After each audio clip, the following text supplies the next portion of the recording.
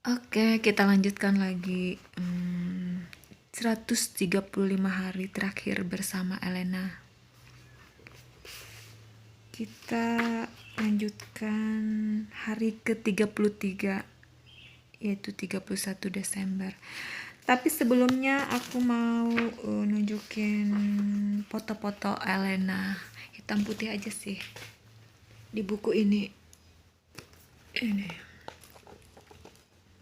Kelihatan jelas. Yang di atas ini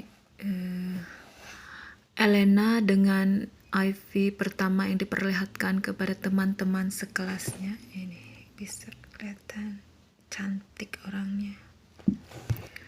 Kemudian yang di bawah selalu tampil bak seorang putri. Ini.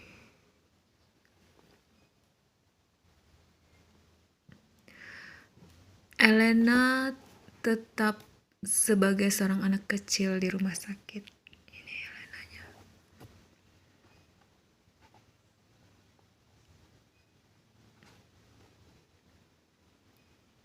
Elena pada malam kami mengetahui sakitnya.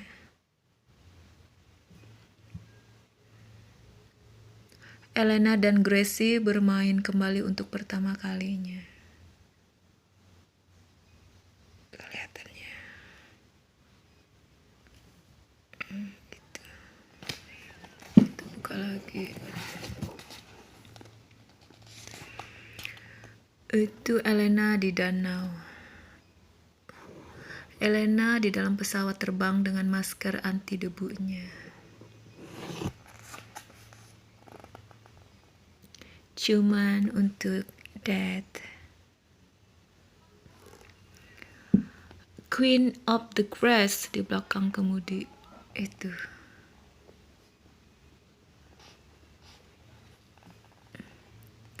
Elena sebelum pulang ke rumah di Cincinnati untuk liburan Natal bersama Dad. Semua berdandan cantik untuk menonton pertunjukan The Nutcrackers. Kita buka lagi, masih ada fotonya. Elena pada hari pertama menjalani terapi radiasi. Ini orangnya. Merayakan Natal lebih awal sebelum berangkat ke Memphis. Elena ingat akan kartu-kartunya.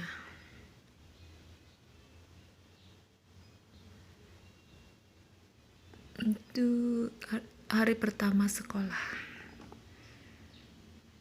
Itu foto-foto Elena. Oke, kita mulai lanjut lagi membaca.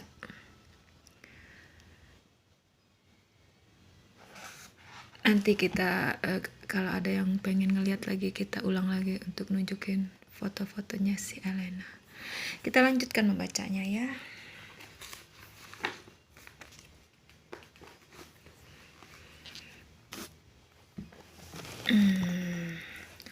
Hari yang ke-33, 31 Desember. Hari ini kami mempelajari sebuah pelajaran penting. Dalam usaha kami untuk tidak mengabaikan Gracie, kami telah mencoba mengatur waktu antara Brooke dan aku. Namun Gracie masih sering merasa diabaikan, sedangkan kami menjadi letih karena harus menjadi orang tua bergantian. Yang tidak kami sadari adalah Gracie sebenarnya tidak pernah menginginkan perhatian untuk dirinya sendiri, sebanyak ia menginginkan waktu bersama keluarganya.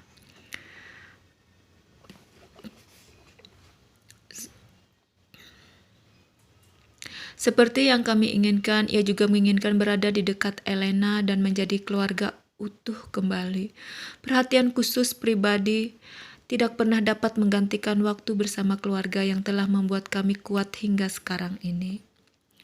Dengan niat menghabiskan waktu bersama keluarga, Brooke dan aku memutuskan untuk kembali ke dasar dan menggunakan waktu hari Minggu dengan cara yang sama yang pernah kami lakukan ratusan kali dulu. Makan siang ini kami berangkat ke museum anak-anak, kemudian ke rumah kakek buyut untuk makan malam keluarga yang sederhana. Di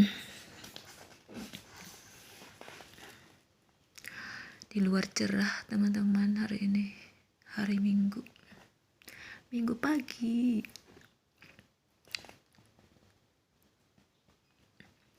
Oke, lanjut.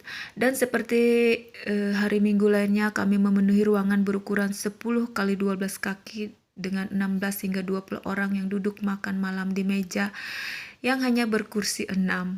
Di sana kami memberikan topi-topi bengal hasil kerajinan tangan New Year's Day dalam merayakan dan mengeluhkan kekalahan Steelers. Sebenarnya aku kukira kami tidak benar-benar peduli tentang kekalahan itu, tetapi itu hanya sesuatu untuk dikeluhkan pada saat hujan di hari Minggu yang menyedihkan. Begitulah kami berkumpul bersama keluarga, panas, berdesakan, bersuara keras, gembira, berbagi cerita, melihat foto-foto dan mengejek gaya rambut tahun 80-an kami sambil bercanda. Dan bagi Elena dan Gracie, inilah keluarga mereka ketika mereka bergabung bersama pembuat keberisikan dan mencuri kacang dari toples di atas meja dapur tambahan yang terbuat dari bekas meja kasir. Grandpa memiliki cara khusus untuk mengumpulkan keluarga dan membuat kegembiraan sederhana. Itu adalah pilihan tepat untuk melewatkan hari sebagai keluarga daripada hanya berpasangan saja bersama Brooke dan Grace dan Elena dan aku. Kami benar telah memilih melakukan apa yang biasa kami lakukan sebelumnya. Elena dan Gracie bahkan menikmati menjadi bersaudara lagi ketika berdebat di bangku belakang di sepanjang perjalanan pulang ke rumah. Besok, Brooke akan berangkat bersama Elena ke Memphis sekali lagi. Elena tidak akan pulang hingga ia menyelesaikan perawatan-perawatanannya pada akhir Januari. Walau ia akan merindukan rumah, kami toh sekarang sudah hampir tiba di sana. Hari yang ke-34, 1 Januari. Pagi ini dimulai dengan kegiatan kalang kabut. Semua orang tertidur lelap hingga kedua gadis kami masuk ke kamar kami dan kami memanjangkan tidur kami sedikit lagi. Aku ingat baru 6 bulan yang lalu aku menggeram ketika gadis-gadis itu terbangun lebih pagi pada akhir pekan, sehingga kami menggiring mereka ke atas lagi untuk menonton film kartun supaya kami bisa melanjutkan tidur kami beberapa menit lagi. Sekarang kami tidak kesal pada kedatangan mereka, bahkan kami saling memeluk dan tidur bersama mereka lebih lama lagi. Hari yang ke-36, 3 Januari. Aku didatangi 2 kali oleh ibu-ibu yang memperhatikan betapa Elena mendapatkan kesembuhan yang luar biasa. Aku seperti terbelah. Di satu sisi aku tersenyum dan di dalam hatiku katakan bahwa ini benar-benar sebuah mujizat karena perubahan ini terjadi dalam 2 minggu. Di sisi lain, aku tidak senang karena aku menjadi terlalu tenang karena kesembuhan itu. Aku terus saja lupa bahwa keadaan membaik ini mungkin hanya sementara. Aku merasa kembali melakukan kebiasaan-kebiasaan lama, bekerja ketika kami sudah tiba di rumah, bukan bermain bersamanya, membaca koran bukan menghabiskan waktu bersamanya, atau bercakap-cakap membicarakan Elena, melainkan segala hal yang belum kukerjakan di rumah, bukan hal-hal yang belum kukerjakan bersama Elena.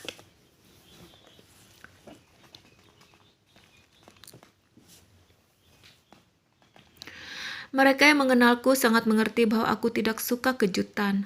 Aku adalah seorang perempuan yang membaca bab terakhir dari sebuah buku sebelum membaca bab pertama. Ini kayaknya ibunya yang nulisnya, si Brooke. Aku harus tahu apa yang ada di depanku sehingga aku merencanakan setiap langkahku untuk tiba di sana. Akhirnya aku merasa tertekan yang aneh. Aku tahu apa yang akan terjadi di masa depan atau yang paling mungkin terjadi. Tetapi aku tak berdaya. Aku duduk di hadapan gadis kecil ini setiap hari menertawakan lelucon dan belajar pengurangan. Sementara pikiranku membayangkan hal-hal yang mengerikan sekali. 3 terapi telah membuahkan hasil yang hebat dan memperbaiki segala masalah yang disebabkan oleh tumor itu. Tetapi apakah itu justru membuatnya terlalu normal? Aku melihat Elena dan benar-benar sulit membayangkan bahwa ia dapat sembuh kembali. Kebanyakan mereka yang melihat itu berpendapat bahwa itu adalah suatu yang baik dan berpikir positif adalah tindakan terbaik. Aku takut kalau kami akan menjadi terlalu tenang, lalu tumor itu akan menyerang kami. Jadi, apakah kau hidup dengan pengetahuan bahwa tumor itu akan tumbuh lagi dan mencoba memadatkan seumur hidupmu menjadi 1 tahun saja? Atau kau hidup dengan sebuah pandangan positif dan mempertahankan keadaan ini? Selain pipinya yang membulat dan peningkatan selera makan Elena kembali normal, pastilah sangat aneh baginya merasa normal lagi namun masih harus tinggal di rumah sakit. Sebenarnya pulang selama liburan itulah yang banyak membantunya. Ia sekarang dapat membayangkan dirinya menjadi lebih baik, pergi ke sekolah, bermain bersama adiknya, dan yang paling penting menjadi gadis Rachel Dashel minggu ini di kelas taman kanak-kanaknya. Hari yang ke-41, 8 Januari. Hari ini adalah hari yang santai dan menyenangkan. Kursi roda itu sekarang menjadi gantungan mantel. Seperti memang seharusnya begitu. Dan kami berjalan di rumah sakit itu dengan bangga. Kami menjalani terapi radiasi itu tanpa masalah. Mom bisa membacakan Elena buku Ginny B. Jones. Tetapi selama terapi itu berlangsung, bahkan teknisi itu pun tertawa mendengar kisah itu. Elena menegakkan kepalanya lebih tinggi ketika mereka mengatakan padanya bahwa ia boleh sarapan sebelum menjalani terapi besok. Tidak perlu puasa lagi. Aku sangat yakin ia telah merencanakan sarapannya 5 menit setelah mereka mengatakan hal yang menyenangkan itu. Elena berusaha keras untuk membuatku tersenyum hari ini. Ia terus berbicara tentang betapa ia membutuhkan gerobak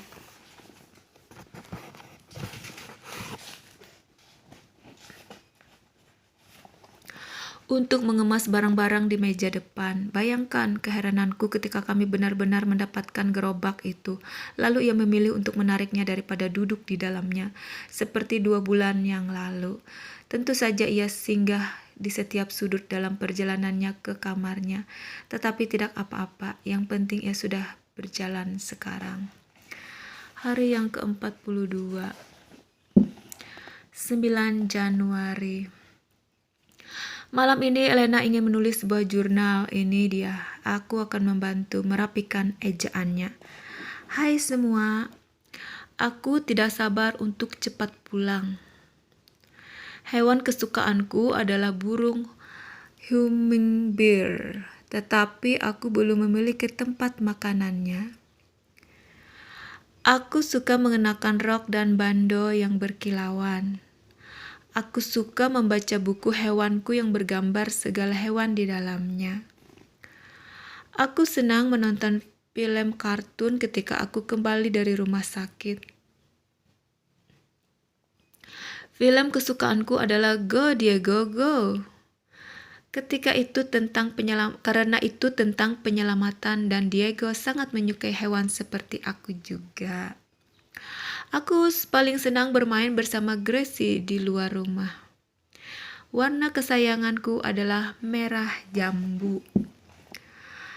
Yang paling kusukai di sekolah adalah makan siang dan menjadi Rachel Dashel. Musim yang paling kusuka adalah musim panas karena pasti pergi ke pantai. Sepak bola adalah olahraga yang kusukai.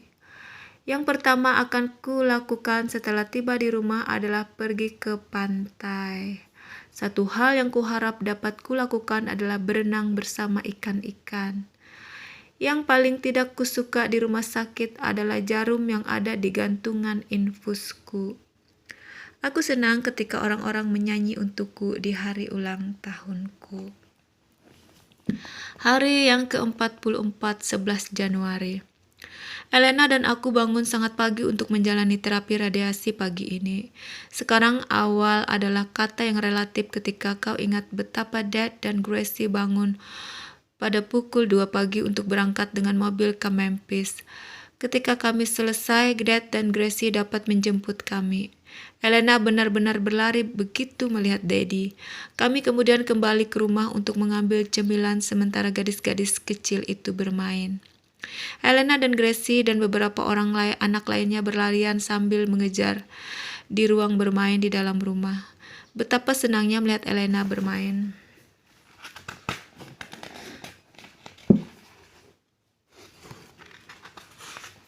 Bermain bersama anak-anak lainnya seperti dulu lagi. Sekali lagi Gracie membantu Elena keluar dari cangkangnya dan membuka diri. Elena dan Gracie kemudian saling mengejar dengan mengendarai sepeda roda 3, lalu berhilir mudik di ruang bermain itu. Mereka bahkan membantu seekor anak kucing yang tentu saja melarikan diri. Kucing cerdas. Kemudian kami memiliki 2 janji pertemuan lagi, maka kami meninggalkan Gracie bertanggung jawab menjaga Grandma sementara kami bertiga pergi ke terapi jasmani. Elena menyambar ransel barunya dari sekolah di rumah sakit dan berlari ke pemberhentian bis sementara kami berlari mengejarnya. Elena menaiki tangga bis, duduk menunjukkan kepada Dad di mana ia harus meletakkan tasnya, lalu mulai mengobrol dengan pengemudi bis itu tentang harinya. Besar dan seperti bos, Kate tidak dapat berhenti tertawa sementara Elena tidak bisa berhenti bicara. Kami menghadiri janji-janji pertemuan itu dengan lancar, kemudian bergegas pulang untuk menghabiskan waktu bersama Gracie. Dad yang terbangun pada pukul 2 pagi akhirnya jatuh tertidur. Sementara ia tertidur di rumah, kami pergi ke ruang kerajinan tangan untuk berbagi persediaan membuat kerajinan tangan yang baru kami beli. Kukira Elena dan Gracie menghabiskan separuh dari persediaan itu dalam setengah jam. Grandma selalu yang terbaik dalam menemukan cara-cara menarik perhatian kami dan menemukan hal-hal kreatif untuk dikerjakan. Ketika kami berada di ruang kreatif itu, kami bertemu dengan seorang gadis kecil yang juga duduk di taman kanak-kanak itu dan memulai terapi radiasinya minggu depan. Kami berbagi kata-kata arif sementara Elena menghibur gadis kecil itu supaya tidak takut pada terapi radiasi. Hari ke-45, 12 Januari. Kau tidak mengenalku, tetapi begitulah tulisan dalam kebanyakan kartu yang diterima Elena diawali. Dan apa yang semula dimaksudkan sebagai jurnal sederhana untuk kenangan Gracie pada kakaknya, sekarang menjadi lebih serius lagi. Jurnal harian kami dimulai sebagai kenangan begitu kami mengetahui Elena sakit. Tetapi sekarang menjadi pendorong kekuatan kami dalam berjuang untuk kesembuhannya. Setiap hari kami menerima lebih banyak kartu, lebih banyak surat dan email daripada yang dapat kami bacakan untuk Elena. Setiap hari kami mengepak kartu-kartu itu dari ruang tunggu rumah sakit dan meluangkan waktu untuk membacakan kartu-kartu dari teman-temannya dan keluarga. Elena tersenyum mendengarnya dan memberikan semangat bagi kami. Dan sekarang untuk pertama kalinya aku dapat melihat kebaikan itu sekali lagi berkat doa dari teman-teman Elena. Kartu-kartu itu datang dari berbagai penjuru Ohio, Kentucky, Indiana, Iowa, Pennsylvania, Florida, Tennessee, Georgia, Alabama, New York, California, Washington, Maryland, Virginia, Michigan, Texas, Illinois, Arizona, Arkansas, dan banyak lagi dari negara-negara bagian lainnya yang tak dapat lagi kuingat sekarang. Setiap kartu mendoakan semoga cepat sembuh, ucapan ulang tahun dan salam hangat liburan. Beberapa menyertakan foto, beberapa juga menambahkan gambar buatan anak-anak. Beberapa memberikan hadiah kecil, tetapi semuanya mengirimkan senyuman. Kartu-kartu itu sekarang menutupi pintu, memenuhi papan buletinnya, dan bergantungan di langit-langit kamarnya. Setiap kartu mengandung pesan, sebuah pesan dengan harapan untuk kesehatannya, harapan bagi kebahagiaannya, harapan akan masa depannya. Bagi kami, semua itu menemani kami setiap hari. Terima kasih semuanya. Hari ke-46, 13 Januari. Syukurlah setidaknya kami masih mempunyai waktu 10 tahun untuk khawatir sebelum mereka benar-benar mulai mengemudikan mobil. Mungkin ketika itu mereka sudah mengenali perbedaan antara berhenti dan jalan. Siapapun yang akan mengajari mereka akan lebih baik jika melengkapi anak-anak dengan sebuah kendaraan bertenaga baterai yang cocok untuk medan apapun tidak akan pernah bertemu dengan Kapten Zigzag, si Gracie, dan Queen of the Grass, Elena. Hari ini kami melewatkan waktu di Alabama mengunjungi saudara perempuanku dan keluarganya. Walau kunjungan itu tidak berawal dengan baik karena Elena merasa sangat mual dan pening sehingga membutuhkan 3 kali telepon darurat ke klinik. Namun berakhir sempurna dengan keempat gadis kecil itu berkemah di lantai kamar Ellison. Elena ketika mengetahui bahwa ia telah terbebas dari steroid tampak kagum pada perasaan sehat yang ia rasakan pada saat sarapan. Setelah mengganyang 3 mangkuk salad buah dan separuh kue wafel, ia berkata pada semuanya dengan suaranya yang penuh bahkan ia akhirnya kenyang. Lalu mengikuti contoh Mom, ia memutuskan untuk makan lebih banyak buah-buahan, sayuran dan salad untuk menghilangkan tembem pipinya yang dikeluhkannya sehari-hari. Tidak ada masalah di sana, Elena tidak suka makan makanan sampah. Kemudian ia mulai asik dengan mini jeep serbaguna setelah melindas aku, kaki Michelle, sebuah bola dan menabrak pagar. Ia akhirnya mendapatkan cukup pengalaman untuk dapat mengemudi di sekeliling halaman. Yang hebat lagi, ia mulai dapat mengejar dan berusaha melindasku yang berusaha dengan tekun merekam kemampuannya dengan kamera. Yang ku tahu dengan adanya sebuah bukit, sebuah dinding setinggi 5 kaki dan kemampuan mengemudinya yang mengerikan, ia tidak akan melihat mini jeep itu lagi di halaman belakangnya. Lalu di Museum Brokat, aku yakin sebenarnya museum ini mempunyai nama resmi, namun kau akan mengerti. Di sana Elena mengembangkan teori bahwa segala yang lebih besar dari dirinya pasti menakutkan. Nasib baik kembali menang di Museum Roket ini. Cukup dikatakan bahwa kami tidak melihat betapa menariknya museum ini hingga Grandma mengajak kami untuk masuk ke bagian yang menawarkan tumpangan pada nol gravitasi. Elena berjanji untuk tabah juga. Maka Grandma duduk dan mengikat tubuhnya dengan sabuk pengaman lalu menjerit-jerit ketika ia diayun naik turun pada ketinggian 70 kaki di dalam sebuah roket. Sedangkan Elena sudah berhenti menggeliat ketika ia berjalan meninggalkan pesawat ulang-alik itu. Sekali lagi Elena memenangkan taruhan.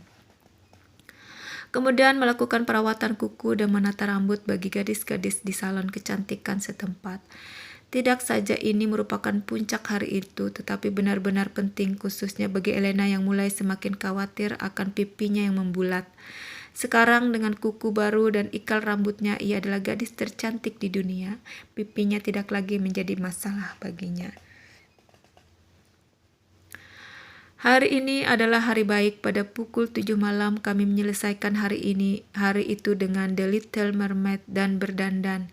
Michelle dan Ellison menjadi kuda bertanduk. Gracie adalah peri dan Elena menjadi pengantin. Menyenangkan sekali. Hari yang hebat. Hari ke-47, 14 Januari. Apakah kau pernah menyadari bahwa kau sedang mengalami suatu mujizat? Kukira aku berharap lebih mungkin secercah cahaya, kilatan petir atau kunjungan malaikat. Tetapi mungkin loh malaikat itu ada di sini di sampingku. Benar, Elena telah mengalami kemajuan begitu jauh dan begitu cepat. Tentu saja ia juga kehilangan begitu banyak dalam waktu begitu singkat. Tetapi sekarang ia kembali senyumannya dan semuanya. Dan ketika aku melihatnya berlarian dari satu ayunan ke ayunan lainnya dengan mengenakan celana ketat gaya pipi long stocking, aku benar-benar mulai bersyukur pada apa yang pernah kami miliki sekali lagi.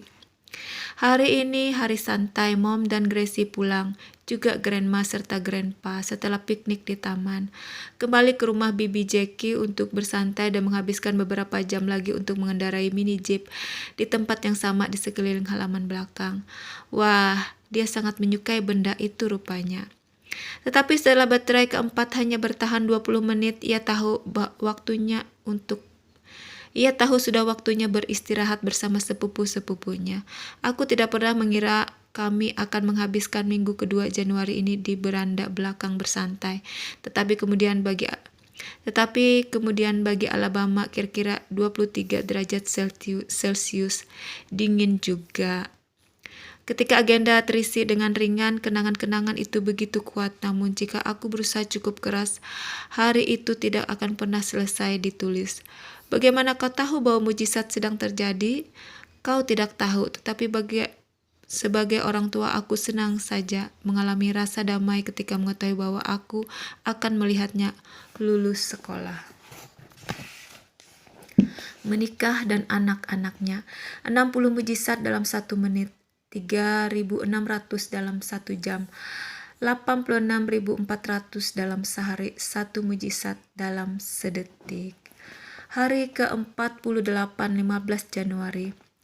Akhirnya bebas akhirnya. Kupikir Elena telah agak terlalu banyak mendengarkan pidato Martin Luther King di televisi. Walau aku boleh saja merasa senang karena kemajuannya, aku tidak pernah membayangkan akan mendengarnya menyanyikan lagu itu sambil mengendarai mini jeepnya mengelilingi halaman belakang Jackie. Akhirnya bebas, hampir pasti. Hanya kurang 10 hari lagi kami bisa meninggalkan rumah sakit dan pulang ke rumah. Dan itu telah membuat Elena seorang negarawati andal dalam keluarga. Ia tahu rutinitas, mengenal teman-teman sesama pasien dan mengenal staf rumah sakit. Sebelum pulang ke rumah Memphis, ia memberitahuku bahwa kami harus makan malam dulu. Pizza keju di lemari es adalah pilihannya. Lalu memeriksa surat dan akhirnya selesai dan kembali ke ruangan dengan sekaleng es krim dan sebuah pil Muppet. Walau ia tidak pernah memanjat ke meja depan ketika menanyakan surat dan tidak juga bisa mencapai nomor kode keamanan ketika kami berjalan ke pintu depan, jelas ia bos di sini. Ia memilih makanan, membantu membuatnya dan mengatur meja. Aku membayangkan ia merasa bahwa aku kewalahan atau ia keterlaluan, atau keduanya. Akhirnya setelah makan malam dan ketika berjalan ke kamar, ia mengatakan padaku bahwa es krim itu adalah miliknya. Dan jika aku mau, aku bisa kembali ke dapur mengambil Oreo dari dapur kecil. Lagi pula ia mengaku mau melakukan itu setiap malam. Aha, dan segala pembicaraan tentang menjadi anak baik. Sekarang aku mengerti betapa Mom telah mengajarkannya dalam 2 minggu itu di rumah Memphis. Elena telah mengalami banyak kemajuan selama minggu-minggu ini, tetapi kemampuan berjalan dan keseimbangannya masih tidak baik. Aku diingatkan akan hal ini ketika kami mendekati tangga ke lantai 2. Dengan sebuah sentakan pada tubuhku, aku tahu ia masih membutuhkan bantuanku untuk menaiki tangga. Aku seharusnya bisa saja memilih menggunakan lift, tetapi itu artinya aku kehilangan kesempatan menggendongnya dan mendapatkan ciumannya. Kau tahu, setiap 3 anak tangga membutuhkan 1 kali ciuman dari Elena supaya aku mau melangkah lagi. Ini seperti bahan bakar bagi Daddy. Lalu aku membayangkan dengan 24 anak tangga hingga ke atas, artinya aku akan mendapat 8 ciuman setiap kali kami naik. Tentu saja biasanya aku membuat gerak naik palsu untuk mendapatkan 9 ciuman. Dengan demikian mandirinya Elena, aku dapat menggunakan ini sebagai kesempatan. Dengan semakin mandirinya Elena, aku dapat menggunakan ini sebagai kesempatan. Siapa membutuhkan Oreo jika kau sudah mendapatkan ini?